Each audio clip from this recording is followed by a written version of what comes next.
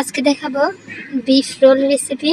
তো এর জন্য এখানে আমি পেঁয়াজ কুচি করে নিয়েছি আর এগুলোকে লাল লাল করে ভেজে নিয়েছি। এর মধ্যে মাংস, আলু দিয়ে তারপর হলুদ, লবণ, মরিচ, ধনিয়া, জিরে দিয়ে দিয়েছি আর কাবাব মশলা একটু দিয়ে আমি ভেজে নিব এটা।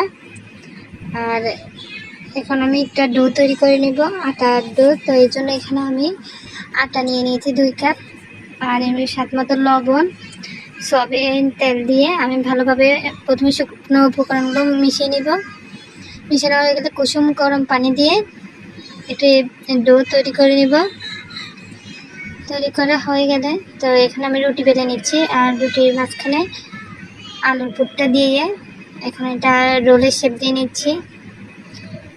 আর এইভাবে আমি সবগুলো রোল তৈরি করে নিব। এখন আমি রোলগুলোকে ভেজে নিচ্ছি। ভেজে নিলেই হয়ে যাবে বিফ রোল। আর যারা খুব সহজে রোল বানাতে চান তারা এই রেসিপিটা ফলো করতে পারেন। আর আমার চ্যানেলটা ভালো লাগলে শেয়ার করে দিবেন। ধন্যবাদ সবাইকে।